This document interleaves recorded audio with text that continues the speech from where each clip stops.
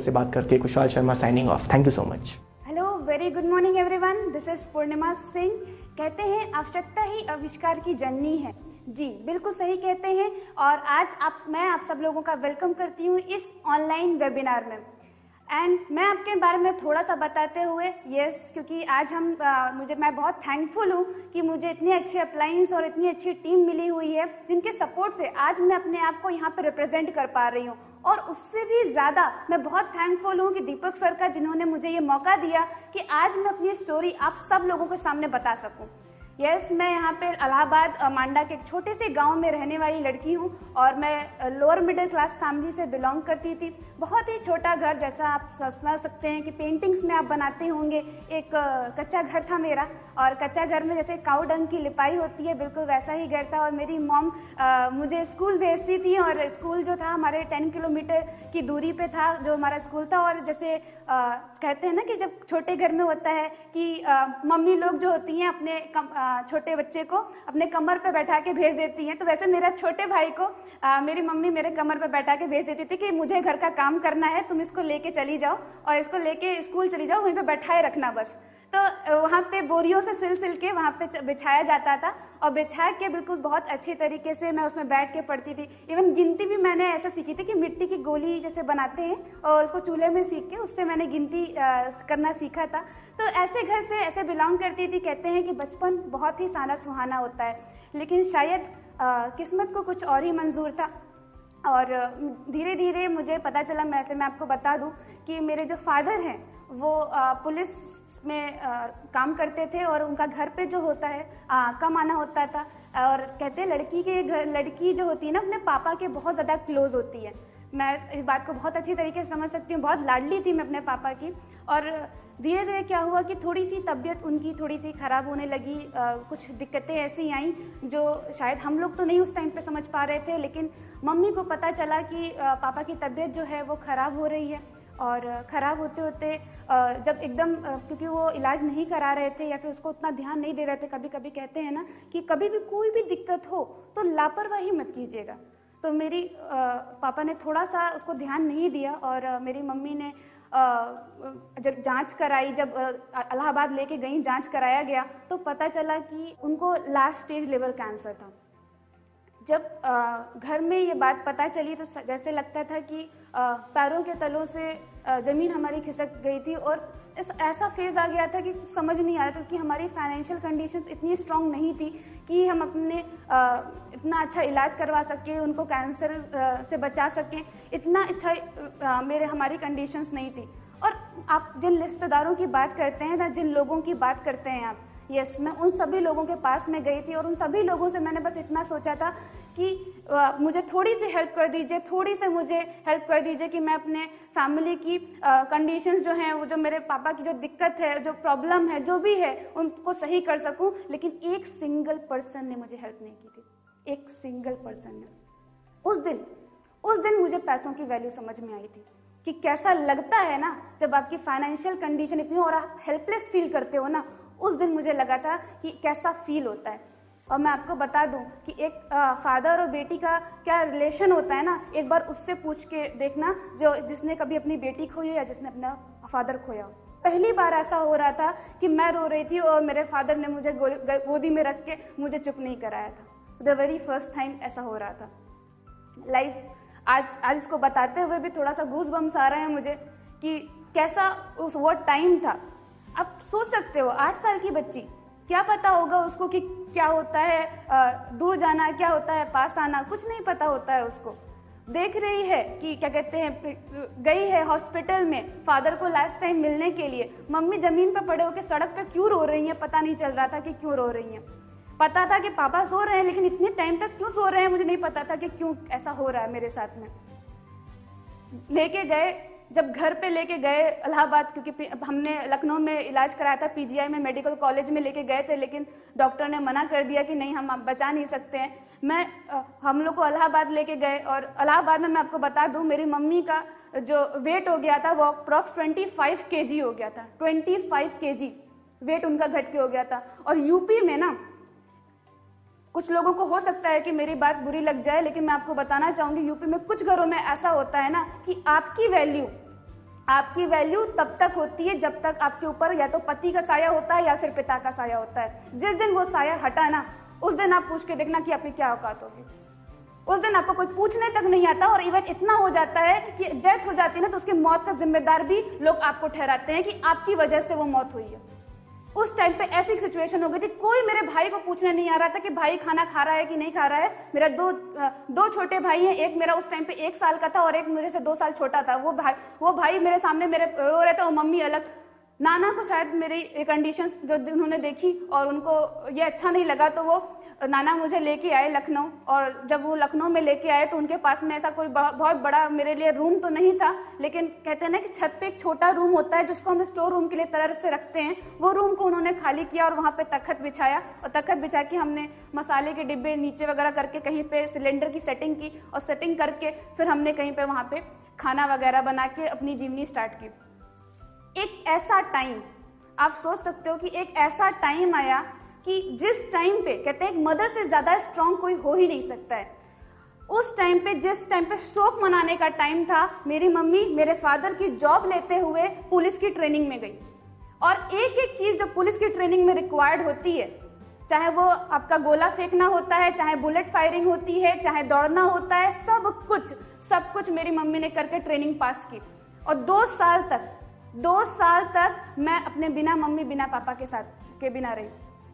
ऐसी कंडीशन देख के मैंने अपने नाना से सिर्फ ऐसा पूछा कि नाना क्या कर सकते हैं कि जैसे मेरे बाकी जो दोस्त लोग हैं उनकी जैसी कंडीशन मेरी क्यों नहीं हो सकती, क्यों मैं उनकी तरह खेल नहीं सकती, क्यों मैं उनकी तरह जा नहीं सकती। और मेरे नाना ने, जैसा कहते हैं ना कि मास्टर प्लान डिजाइन होता है, मेरे नाना ने सिर्फ एक चीज बोली कि पढ़ाई करो, बहुत अच्छे पैसे आएंगे, पढ़ाई करो, तुम्हारी अच्छी स्कॉलरशिप लगेगी, अच्छी जॉब लगेगी, और अच्छी जॉब लगने के साथ साथ में तुम अच्छी नौकरी पाओगे, तुम्हारा पैसा आएगा, तो तुम अपने घर को वो सारी चीजें दे सकती हो जो तुम्हारी फैमिली डिमांड करती है। बिल्कुल उसी तरीके से मैंने वो मास्टर प्लान को कॉपी किया और मैंने कहा कि नहीं, मुझे करना है। उस दिन कहते हैं ना कि लाइफ में मैंने हमेशा देखा था कि इतने लोगों की जो जर्नी होती है वो इतनी स्टार्टिंग में इतनी मिजरेबल क्यों होती है, और जब बाद में जाके वो इतने कामयाब कैसे होते हैं। तो मुझे समझ में आता है इंसान की भूख उसे कराती है। जब इंसान की भूख इतनी बड़ी हो जाती है ना, तो वो उसको उस पहचान तक पहुंचाती है। और मैंने भी उस दिन जिद ठानी कि लाइफ में कुछ करके दिखाना है। और कहते हैं ना कि जिद्दी इंसान ही इतिहास रचता है, मुझे इतिहास रटना नहीं, मुझे इतिहास रचना था। और मैंने उस दिन ठाना कि नहीं, मुझे करके दिखाना है। और यस, मैंने अपनी पढ़ाई शुरू की। गुड्डी गुड़ियां, जिस टाइम पे कहते हैं ना कि गुड्डे गुड़ियां से लड़कियां खेलती हैं, उस टाइम पे मैंने अपने भाइयों की पेरेंट टीचर मीटिंग अटेंड की, बीइंग अ पेरेंट। कहते हैं मैं जा रही थी, मैं रास्ते से जाती थी, जहां पे आइसक्रीम के कहते हैं ना स्टॉल लगते थे आइसक्रीम की या फिर कैंडीज की, उस जगह से मैं अपने भाइयों को नहीं लेके जाती थी कि कहीं गलती से मांग ले, क्योंकि मेरी बहन के पास में पैसे नहीं थे, उनकी बहन के पास में पैसे नहीं थे कि उनको जाके कुछ खिला सकें। इस कंडीशन में मैं अपने भाइयों को अपने साथ में रखते हुए मैं अपना पढ़ाई शुरू की। और यस, क्योंकि पढ़ाई में, क्योंकि कहते हैं कि बस आपको एक पता चल जाना चाहिए कि लाइफ में सक्सेस कैसे मिलेगी इतनी सक्सेस, और उस पर आप आ जाओगे। तो जिद तो ठान ली थी। तो 10th क्लास में जो मैंने मार्क्स स्कोर किए थे वो अप्रॉक्स 96% मैंने 10th क्लास में अपने मार्क्स स्कोर किए थे। और बहुत ही अच्छा लगा, मुझे लगा कि लाइफ थोड़ी सी सेट हो जाएगी, लेकिन शायद नहीं थी। 12th क्लास में मैंने बहुत अच्छे मार्क्स लाए, अबव डिस्टिंक्शन मेरे मार्क्स थे। और कहते हैं ना कि एक टीनेज एक ऐसा टाइम होता है जिसमें हम सब लोगों के नए पैशन होता है, नया ड्रीम होता है, कुछ नया कर दिखाने का होता है। मेरी जो पेंटिंग थी, ड्राइंग थी, स्केचिंग थी, वो बहुत ही अच्छी थी। तो मेरे जो दोस्त लोग थे वो मुझे बहुत प्रोत्साहन देते थे कि मतलब पूर्णिमा, तुम डिजाइनिंग फील्ड में जाओ, डिजाइनिंग फील्ड में तुम्हारा बहुत अच्छा है, तुम फैशन डिजाइनिंग ट्राई कर सकती हो, तुम बहुत अच्छी स्केचिंग करती हो। तो मेरा भी मनोबल बढ़ा और मुझे लगा कि नहीं यार, मैं इस फील्ड के लिए बनी हूँ, मैं इसमें कुछ बहुत अच्छा कर सकती हूँ। और मैंने सबसे बेस्ट, मैं आपको बताऊं, 12th क्लास के बाद में मैंने सबसे बेस्ट, जो इंडिया लेवल पे जो सबसे बेस्ट कॉलेजेस होते हैं, निफ्ट, NID एंड पर्ल, मैंने वो सारे कॉलेजेस क्वालिफाई किए। और क्वालिफाई करने के बाद में मुझे मुंबई ब्रांच मिली। बहुत खुश थी, बहुत ही ज़्यादा खुश कि यस, मैंने वो कर दिखाया जो मैं चाहती थी। फाइनली मेरी लाइफ में खुशियाँ आनी शुरू हो जाएंगी। लेकिन अभी शायद वो टाइम नहीं था। मैं अपनी मम्मी के पास में गई, बहुत खुश होकर मैं अपनी मम्मी के पास में गई और मम्मी से कही कि मम्मी, मेरा सिलेक्शन हो गया है, बस एक सेमेस्टर की फीस 80,000 रुपए है। एक पल में खुशी और एक पल में मायूसी कैसे होती है ना, उस दिन मैंने जाना। तुरंत मेरी मॉम ने कहा कि बेटा मेरे पास में इतने पैसे नहीं हैं कि मैं तुम्हें इतनी अच्छे मतलब इतनी ज़्यादा हाई प्रोफाइल पढ़ाई करा सकूं, तो मुझे अभी तुम्हारे दोनों भाइयों को भी देखना है और तुम्हारे जो छोटे वाला भाई है उसको भी अभी साथ में पढ़ाई करनी है। तो मैंने कहा कि क्या कर सकते हैं, एक पल में जो सपना देखा, कभी लाइफ में छोटी सी खुशियां आने की शुरू होती है ना तो कुछ जरूर हो जाता है। और मेरे साथ में, सिर्फ मेरे साथ में ऐसा नहीं हुआ है, मुझे ऐसा लगता है कि बहुत सारे यूथ हैं, बहुत सारे यूथ जानने वाले हैं जिनके साथ में ऐसा होता होगा, जिनके सपने बहुत बड़े होते होंगे, पैशन बहुत बड़ा होता होगा, लाइफ में कुछ बहुत बड़ा करना चाहते होंगे, लेकिन उनके पास में इन्वेस्टमेंट नहीं होती होगी, उनकी फैमिली उनको पढ़ा नहीं सकती होगी, इसलिए उनको अपने सपने तोड़ने पड़ते हैं। और एक माँ से ज्यादा बुरा किसी को नहीं लगता जब अपने बच्चे को मना करती है कि नहीं मैं तुम्हें नहीं पढ़ा सकती, उस दिन उससे ज्यादा बुरा किसी को नहीं लगता। लेकिन पैसे नहीं थे, और कहते हैं ना कि जब बेटी और बेटे दोनों को साथ में पढ़ाने को बोला जाता है ना, तो किसी एक को अपनी पढ़ाई थोड़ी सी क्विट करनी पड़ती है, और वो चीज़ मैंने की। मेरे भाई को भी साथ में पढ़ाना था, तो मैंने ढूंढना शुरू किया कि मैं कहाँ पे पढ़ाई कर सकती हूँ कि मेरी स्कॉलरशिप लग जाए। स्कॉलरशिप लगने के साथ साथ में मैं थोड़ी सी पढ़ाई, थोड़ा सा मतलब वहां से मैं कुछ डिग्री ले लूँ कि मेरी जो आगे की जर्नी है वो बेस्ट हो। सिविल इंजीनियरिंग में आपको बता दूं 4 साल का बीटेक, जहाँ मेरी एक सेमेस्टर की फीस 80,000 थी, वहाँ मेरे 4 साल का बीटेक 80,000 में हुआ। बहुत ही ज्यादा पेरेंट्स कहते हैं ना कि कॉम्प्रोमाइज करने पे हमेशा खुश हो जाते हैं। यस, मैंने स्कॉलरशिप लाई और मेरे पेरेंट्स भी खुश थे, और मैं भी पढ़ाई करना शुरू कर दिया कि लाइफ अब सेट हो जाएगी, अब कुछ बहुत बड़ा आएगा। लेकिन जब तक मैं 4th ईयर में पहुंच के मैं देख क्या रही हूँ, आपको पता होगा कि अभी लॉकडाउन के टाइम से पहले भी अनएम्प्लॉयमेंट एकदम पीक पे थी। हम किसको देख के जान सकते हैं कि यार ये अगर मैं करूंगी तो मैं लाइफ में यहाँ पे पहुंचूंगी। डेफिनेट सी बात है, अपने सीनियर्स को देख के मैं ऐसा सोचूंगी कि लाइफ में अब कुछ मैं बहुत बड़ा कर सकती हूँ, और मैंने भी यही सोचा। और जब मैं 4th ईयर में पहुंची तो मेरे साथ में क्या हुआ, हमारे सीनियर्स कहीं पे जॉब नहीं पा रहे हैं या फिर कुछ नहीं हो रही, तो मैंने कहा यार एमटेक करने वाला, बीटेक करने वाला, साथ साथ में हाईली एक्सपीरियंस पर्सन जब उसी जॉब को करने के लिए 10,000 में रेडी हो रहा है, तो वो बंदा मुझे जॉब क्यों देगा? The very first thing. फिर मैं देख रही हूँ यार, अगर मैं गेट एसएससी की प्रिपरेशन करती हूँ तो आखिर कब तक मैं पैसे मांगती रहूंगी, कब तक? और आज के टाइम पे तो लोगों को शायद बुरा भी नहीं लगता होगा जब वो 26 साल के हो जाते हैं और अपने फैमिली से पैसा मांगते रहते हैं, लेकिन मुझे बुरा लगता था, क्योंकि मैं 11th क्लास से ट्यूशंस पढ़ा रही थी, और ट्यूशंस पढ़ा के मैंने अपनी जो पॉकेट मनी है वो मैंने अरेंज की थी। तो मैंने कहा कब तक मैं पैसा मांगती रहूंगी। आज आप सब लोग जानते होंगे कि लॉकडाउन टाइम में लोगों की कैसी सिचुएशन रही है, कितनी हार्ड सिचुएशन, मतलब इतना ज्यादा जो करोड़ का जो लोन लिया है गवर्नमेंट ने पास किया है, आपको क्या लगता है कि वो सारा लोन कहाँ से चुकता होगा? कहाँ से सैलरी आएगी? जब हमारी जो कंपनीज हैं, वो कंपनी का टर्नओवर ही इतना नहीं होगा तो इतनी वो सैलरी कहाँ से देगा? 50 मिलियन जॉब्स जो है वो स्टेक पे थी। तो मैंने कहा कि यार ये टाइम तो लाइफ में तब भी आता है जब हमारे घर का कोई अर्निंग पर्सन बीमार पड़ जाता है। आप सोच के देखो, 3 महीने अगर कोई पर्सन बीमार हो तो क्या लगता है कि उसकी जो कंपनी है वो सैलरी देगी उनको? नहीं देगी। बिल्कुल उसी तरीके से होता है। और मैंने देखा कि नहीं यार, मुझे कुछ डिफरेंट ढूंढना पड़ेगा कि मेरे बाद में भी मेरी फैमिली को पैसा आए। अगर 2 लाख 3 लाख की जरूरत अचानक से पड़ जाए तो मेरे घर में पैसा आना चाहिए, मेरे पास में कोई सोर्स होना चाहिए जहां से मैं इनकम कर सकती हूँ। कहते हैं कि भगवान जब आपके हाथ खाली कर रहा होता है मतलब कि कुछ बहुत बड़ा देने वाला होता है। और मैं भी लाइफ में बहुत कुछ अचीव करना चाहती थी और लाइफ में अपना बहुत बहुत बड़ा नाम चाहती थी, जो कि मुझे कहीं और प्लेटफॉर्म पे नहीं दिख रहा था। तो कहते हैं कि अगर आपको सक्सेस चाहिए और आप में शिद्दत से सक्सेस पाने की भूख है तो लाइफ में आपको वो अचीवमेंट मिलेगी ही मिलेगी। और यस, मेरी लाइफ में वो पर्सन आए जिन्होंने मुझे वो अचीवमेंट का रास्ता दिखाया, और उन्होंने जो मुझे प्लान दिखाया वो प्लान था वेस्टीज मार्केटिंग प्राइवेट लिमिटेड का। और मैंने जब वो प्लान देखा तो मुझे लगा, क्योंकि मेरे दोस्त जो लोग थे वो लोग बहुत अलग अलग कंपनीज में ग्रो कर रहे थे, कुछ आगे बढ़ रहे थे, कुछ नहीं बढ़ रहे थे। तो मैंने उनसे पूछा कि कैसे कह सकते हैं कि आपकी कंपनी नंबर 1 पे है, क्योंकि हर कोई इंसान कहता है कि ये कंपनी नंबर 1 पे, आप कैसे कह सकते हैं? तो उन्होंने मुझे बोला कि पूरे वर्ल्ड में भारत की सिर्फ इकलौती कंपनी है जो टॉप 100 में है, उसके अलावा और कोई। तो इंडिया में कौन सी पोजीशन पे होगी? मैंने कहा यस, नंबर 1 पोजीशन पे होगी।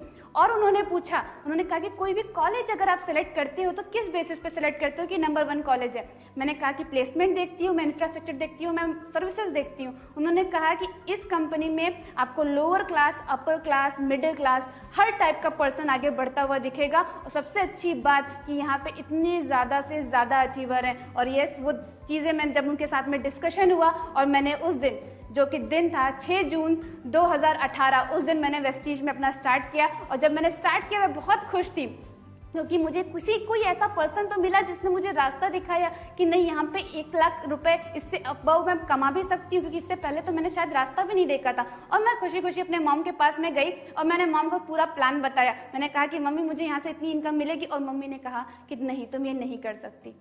यस, मेरे मॉम ने कहा कि तुम ये काम नहीं कर सकती और मेरे पास में पैसे नहीं है तुम्हें देने के लिए। मैंने उनसे पूछा कि मम्मी आपके पास पैसे नहीं है मुझे देने के लिए? तो उन्होंने कहा नहीं। उन्होंने कहा, मैंने उनसे कहा कि मुझे रोक रही हो मम्मी या फिर मुझे करने का रीज़न दे रही हो? क्योंकि मैं देख चुकी थी कि नाना जी ने क्या कहा। नाना जी ने कहा कि जो काम मैं नहीं कर पाया वो अपने बच्चों को कराऊंगा। मम्मी ने कहा जो काम मैं नहीं कर पाई अपने बच्चों को कराऊंगी। और मैं ये चीज़ आगे फ्लो नहीं करना चाह रही थी। मैं देख रही थी कि ऐसी प्रॉब्लम आती जा रही है और आगे अगर मैंने कुछ अपनी दिशा नहीं चेंज की तो मेरी दिशा कभी चेंज नहीं हो सकती है। और मैंने डिसीजन लिया कि नहीं, मुझे इसमें अपना बेस्ट देना है। एक जिद ठानी की लाइफ में कुछ बहुत जरूर बड़ा करना है। और मैंने काम करना शुरू किया इस बिजनेस में। मैंने कुछ बहुत सारे प्लान दिखाती गई और बहुत सारे डीएलसीपीज में एक दिन में कम से कम 4-4, 5-5 डीएलसीपी कवर करती थी। मेरे पास एक्टिवा थी और मेरे अप्लायंस जब भी मुझे कॉल करते थे वो मुझसे पूछते थे कि पूर्णिमा मैम आप कौन सी डीएलसीपी पे हैं। वो ये नहीं पूछते थे कि आप डीएलसीपी पे हैं कि नहीं, वो पूछते थे कौन सी डीएलसीपी पे हैं। इसका मतलब कि मैं अपने काम को लेके बहुत ही प्रायोरिटी मेरी सेट थी कि नहीं, मुझे ये लाइफ में आगे चाहिए ही चाहिए। कहते हैं ना कि जब आपका गोल सेट होता है तो आपको रुकावटें नहीं दिख रही होती हैं, क्योंकि आपके जो चैलेंजेस होते हैं कभी भी आपकी लाइफ में आने वाली प्रॉब्लम या फिर जो प्रॉब्लम चल रही होती है उनसे बड़े नहीं होते हैं। और मैं भी यही देख रही थी और आगे चलती गई। बहुत सारे रिजेक्शंस मिले, बहुत दोस्तों ने मजाक बनाया। आप सोच सकते हो कि बीइंग अ गर्ल कितना हार्ड होता है कि मैं 10 बजे से 5 बजे तक मेरा कॉलेज होता था। 10 बजे से पहले मैं घर से बाहर नहीं जा सकती थी। 5 बजे के बाद मैं घर से बाहर रुक नहीं सकती थी, क्योंकि पता नहीं लड़की कहाँ चली गई है, ऐसे लोग बोलते थे। मैंने कहा, मैंने प्लान दिखाना शुरू किया। मैंने कहा कोई भी प्रॉब्लम, कोई भी चैलेंजेस नहीं, मुझे रोक नहीं सकते। क्योंकि कहते हैं ना कि मुझे नहीं पता कि मेरी सफलता की कहानी क्या होगी, लेकिन मुझे इतना पता था उसमें कहीं ये नहीं लिखा होगा कि पूर्णिमा सिंह ने हार मान ली। और मैं लाइफ में आगे बढ़ना चाहती थी, करना चाहती थी, और मैंने करना शुरू किया। बहुत सारी गर्ल्स मिली और उन्होंने मुझे अपने प्रॉब्लम बताया कि नहीं, कभी कभी वो बहुत बहाने भी करती थी, क्योंकि उनको आसरा देने वाला या फिर सपोर्ट करने वाले उनके पेरेंट उनको खिलाने वाले होते थे, लेकिन मेरे पास में नहीं थे, क्योंकि सक्सेस ही ओनली ऑप्शन था मेरे लिए। और मैंने काम करना शुरू किया। आप हो सकता है कि आप लोगों ने मूवी भी देखी होगी, दंगल मूवी आप लोगों ने शायद देखी होगी। मैंने उसका, मुझे एक सीन इतना पसंद है कि उसमें आपने देखा होगा कि जो मेन जो उनका कैरेक्टर, जो गर्ल थी, वो जब चैंपियनशिप लड़ने जा रही होती हैं तो उन्होंने अपने पापा से पूछा होता है, जो कि आमिर खान होते हैं, उनसे पूछा होता है कि पापा कल की क्या स्ट्रैटेजी है। पापा कहते हैं कल की कोई स्ट्रैटेजी नहीं है, कल तुझे लड़ाई लड़नी है। उन्होंने पूछती है कि क्या लड़ाई लड़नी है। उन्होंने कहा कि कल अगर तू सिल्वर जीतेगी तो आज तुझे लोग याद रखेंगे, कल भूल जाएंगे, लेकिन अगर तूने गोल्ड जीता तो तुम मिसाल बन जाएगी। और मिसालें दी जाती हैं, मिसालें कभी भूल ही नहीं जाती। और तुझे मिसाल बनना है। वहीं पे कुछ दूर पे कुछ लड़कियां जो हैं आपस में खेल रही होती हैं और उन्होंने उनको पॉइंट आउट करते हुए बोलते हैं वो कि इन लड़कियों को देखो, ये तुम्हें लड़ाई लड़नी है इन लड़कियों के लिए, क्योंकि आज बहुत सारे समाज में ऐसे लोग हैं जो बोलते हैं कि लड़कियां सिर्फ चूल्हा चौका बर्तन करने के लिए होती हैं, लेकिन अगर तुमने जीती तो तुम ये लड़ाई इनके लिए जीतोगी और कभी नहीं कोई पर्सन बोल पाएगा कि लड़कियां कुछ नहीं कर सकती हैं और तुम्हें लड़ाई लड़नी है, इनको जिताना है। तो मैंने कहा उसी तरीके से कि अगर मेरे टीम में कुछ ऐसी लड़कियां आती है जो बोलती है कि नहीं मैम मैं ये काम नहीं कर सकती क्योंकि मैं लड़की हूं, तो मैंने कभी भी अपनी जेंडर को अपनी लिमिट बनने दिया। मैंने कहा अगर मैं नहीं कर पाऊंगी तो मेरी टीम की कोई लड़की नहीं कर पाएगी, और मुझे करके दिखाना था। मैंने काम करना शुरू किया, आगे बढ़ती गई। पैसे नहीं थे जेब में, ट्यूशंस पढ़ाती थी, 11th क्लास तक मैं ट्यूशंस पढ़ाती थी और आगे काम करती गई। मुझे रास्ते में सिर्फ मेरा गोल दिखाई दे रहा था, कोई चैलेंजेस, कोई प्रॉब्लम्स कुछ भी नहीं दिख रहे थे। और जो मेरा पहला चेक आया वो चेक था 139 रुपीज का। बहुत बड़ा चेक नहीं था। बहुत लोगों ने मजाक उड़ाया, बहुत लोगों ने बहुत कुछ बोला, लेकिन मैंने कभी उनकी नहीं सुनी, क्योंकि मुझे एक बात पता थी कि जब रतन टाटा को लैंड रोवर और जैगुआर जब उन्होंने खरीदी थी तो उनका भी लोगों ने बहुत मजाक बनाया था। स्टॉक मार्केट गिरा था, लेकिन उन्होंने बस एक बात बोली थी कि मैं कोई भी गलत डिसीजन या सही डिसीजन नहीं लेता, I take decision and I prove it right. Yes, मैंने भी डिसीजन ले लिया था और मेरा जो अगला चेक था 200 रुपए, देन 600 रुपए, देन 16,000 रुपए, क्योंकि लाइफ में काम करना सीख लिया था। 16,000 के बाद 24 हुआ, 29 हुआ, 32 हुआ, 45 हुआ और आज वेस्टिज के थ्रू जो मेरा हाईएस्ट चेक है वो है 2,37,000 महीना। यस, आज जो लड़की जिसके पास में इतने पैसे नहीं थे कि वो अपने भाई को एक आइसक्रीम तक खिला सके, वो लड़की आज यहाँ से 2,37,000 महीना ले रही है और बहुत ही ज़्यादा अच्छा लगता है। क्योंकि कहते हैं ना कि भाई जब आप कुछ ऐसा करते हो जो कहीं नहीं, लोगों के लिए कुछ कोई पर्सन आपको ऐसा कहता है कि मैम आपकी लाइफ में मैंने मतलब आप मेरी इंस्पिरेशन हो, तो इतना अच्छी फीलिंग आती है कि मैंने किसी एक सिंगल पर्सन की लाइफ चेंज की है। उससे जो प्राउड मोमेंट फील होता है वो शायद कहीं और नहीं मिल सकता। मेरी मॉम ने जब मैं से जा रही थी और मैं उनको ऑफिस छोड़ने जा रही थी, तो मेरे मॉम ने मुझसे एक बात बोली कि एक देख लेना, एक दिन बेटा मेरी कार चला रहा होगा और मैं बगल में ऐसे ही बैठ के जा रही होंगी और मुझे धूप बारिश कुछ नहीं लग रही होगी। और उनकी बस एक बात मेरे दिल में एकदम बैठ गई और मैंने विजन लिया कि नहीं, ये सपना तो मैं पूरा करके दिखाऊंगी। और मैं आपको बता दूं, 27 जनवरी 2020 को मैंने अपनी मॉम को 20 लाख की टाटा हैरियर गिफ्ट की। यस, वो इतना प्राउड मोमेंट था, मैं आपको बता नहीं सकती कि मैंने इतना प्लान किया था। मम्मी को पता तक नहीं था कि ऐसा कुछ होने वाला है। और मैं वो ऑफिस से मैंने कहा कि आज मम्मी अगर आप नहीं आए ना तो शायद मैं घर नहीं जाऊंगी। और उन्होंने जब वो कार देखी, आपको बता दूं कि मेरा घर भी अभी 4 साल 5 साल पहले बना है और 9 लाख के लोन पे बना है और उसके सामने 20 लाख की टाटा हैरियर खड़ी होती है। बहुत ही अच्छा लगता है। पहली बार ऐसा हुआ था, क्योंकि मम्मी ने हमेशा अपने हाथ ऐसे रखे हुए थे देते हुए। पहली बार ऐसा था कि मेरा हाथ ऐसे था और मेरी मम्मी हाथ में इसकी की रिंग ले रही थी और बहुत ही अच्छा फील हो रहा था। जो लड़की नाना के घर भी नहीं रह सकती गर्मी की छुट्टियों में, क्योंकि नाना के घर में ही रहती थी, वो लड़की इस कंपनी के थ्रू आज विदेश यात्रा करके आ चुकी हुई है। मैं आपको बता दूं, थाईलैंड कंपनी लेके गई थी और थाईलैंड में मैंने बैंकॉक, पटाया वगैरह घूम के आई और बहुत ही अच्छा लगा। इतना अच्छा फील हो रहा था कि इतने सारे लोग आ रहे थे, ऐसी खूबसूरत जगहें देखने को मिली। तो शायद मैंने सपने में सोचा नहीं था कि कभी मैं ये सारी चीजें देख पाऊंगी। और लेकिन लाइफ में ऐसी डेस्टिनेशन आई, ऐसा दिखाया, ये पूरी चीजें मुझे वेस्टीज कंपनी के थ्रू मिली। क्योंकि मैं बहुत ज्यादा थैंकफुल हूँ कि मेरी लाइफ में एक ऐसी कंपनी आई जिसने मेरी पूरी जिंदगी बदल के रख दी।